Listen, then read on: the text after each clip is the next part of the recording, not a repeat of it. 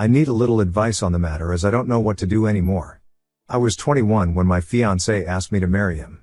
He was the absolute light of my life. We had known each other since preschool, our families are very close. He would come and have dinner with us on a daily basis and vice versa. He doesn't have any siblings, but I have 2 older sisters. Which is very important as he was also very close with them. We grew up together. When we started dating, I don't think our parents stopped celebrating for weeks. He helped me deal with a lot of my anxiety, and even when I gained a little weight and my mother berated me saying he was going to leave me, he told her off and said he loved me for who I was, not for what I looked like, even though he claimed I was the most beautiful girl in the world to him. We were only engaged for 6 months before the incident. My middle oldest sister, let's call her Nikki, was a very cold person. She never showed any affection. She only ever opened up to my fiancé as she said she saw him as a brother, and he also helped her through a lot of her dark times, such as battling drug addictions and breaking the law. She and I never saw eye to eye. I loved her dearly because she was my sister but didn't like her as a person. Out of the blue she tells me she wants to take me clubbing as we had never been together before, and she felt bad that she was so distant to me. I agreed, and that night we went out. Clubbing wasn't really my style, but once I had a few drinks, I loosened up a little and began having fun. The night was going smoothly until Nikki spotted a guy across the room whom she claimed she wanted to climb like a tree. She walked over to him, and within a few minutes she was back and she had a sour expression on her face. I asked her what was up, but she never said anything.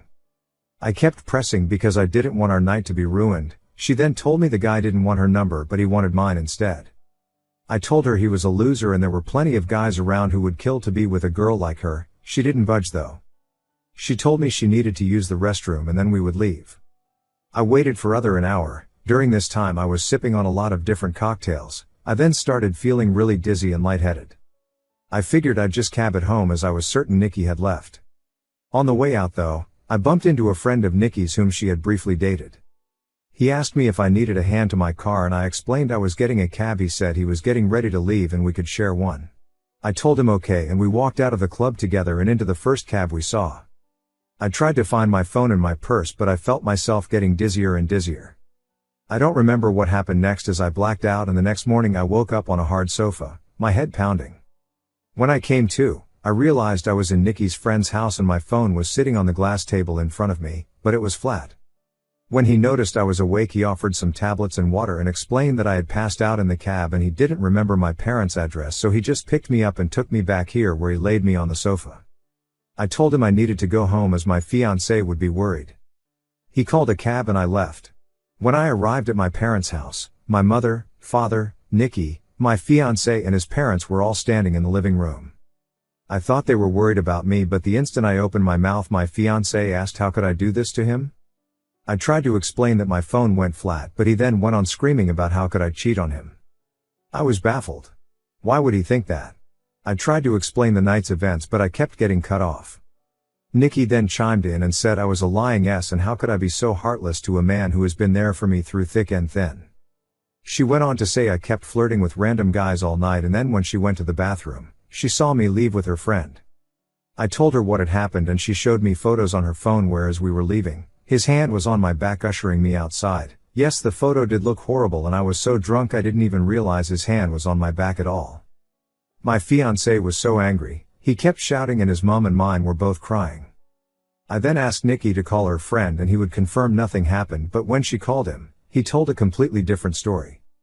He said I begged him to take me back to his, and when he did, we slept together multiple times. I saw red and started crying and yelling at Nikki because I knew she had organized this whole thing to make me look bad.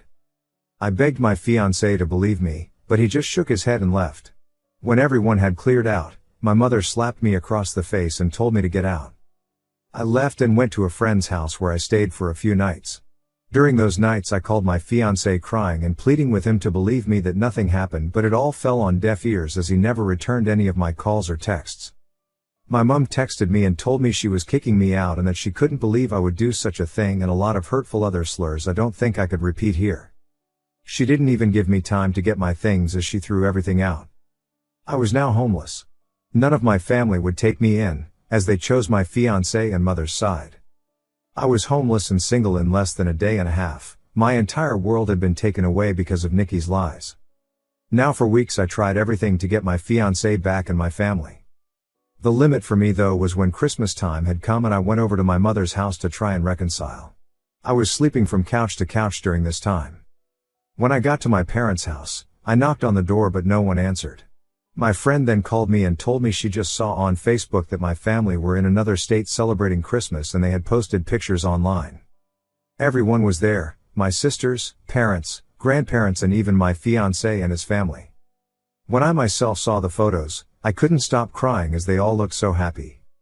I cried for days and days before deciding to block them all. I even returned my engagement ring. My friend knew someone a couple hours away who was looking for some help in his restaurant and he even had living arrangements above where he worked so I could get rent at a cheap price and work at the same time. I wanted to start over with my life as it hurt me that no one took my side and they all left me to fend for myself. I was able to move pretty quickly and was doing well. The apartment was tiny and I had to work 10+ hours almost every day, but I was able to save a lot of money.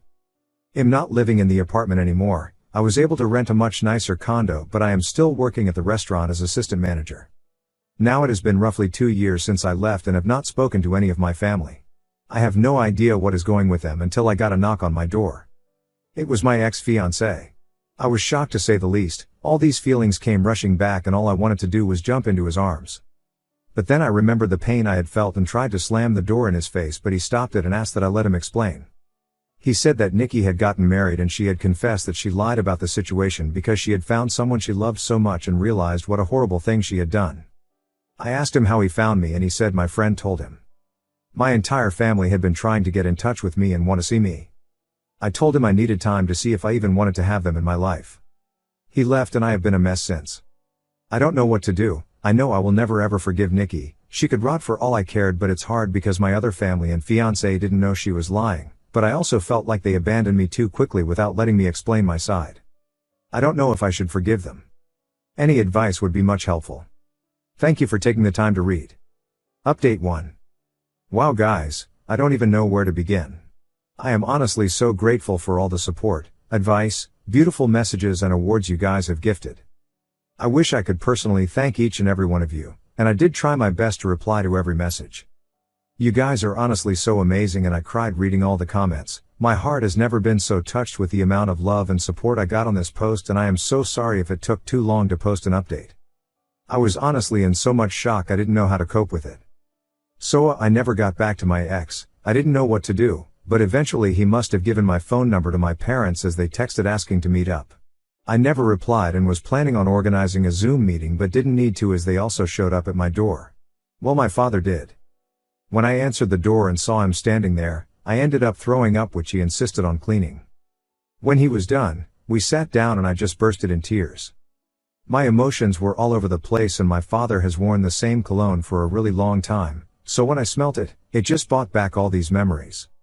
He tried to hug me but I pushed him away and asked what he was doing here. He went on to explain he and my mother are getting a divorce. He said he begged my mother to get in touch with me the minute I left, but she refused and said I was acting like a baby and if I wanted to leave them after doing something so horrible, then I could do things on my own from then on. I asked him how long did it take them to notice I was gone. He said they arrived back home after New Year's Eve and were planning on inviting me over so we could talk. That's when they got in touch with my friend and she told them I left and she didn't know where I was. I asked him why didn't he listen to my side of the story and why did they throw me away so easily. He just started crying. He said he never meant for things to get so out of hand and he wishes more than anything he could take it all back.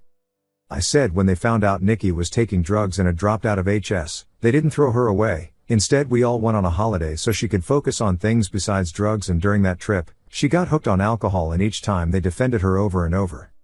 He said he had no idea my mother was going to kick me out, he thought it was going to be for a few days but then they decided last minute to spend Christmas out of state.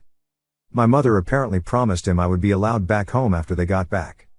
I said she threw away all my stuff but he said everything was still there and she lied about that. I asked him what has happened to Nikki and he said she is dead to him. He wants nothing to do with her but my mother has been crying to him, asking to forgive Nikki as she is not well and they had already lost one daughter, they cannot lose two. He blocked my mother and Nikki and has been on my ex's case about finding me. My ex caved in when my dad said he blocked my mother and Nikki and told him where I lived.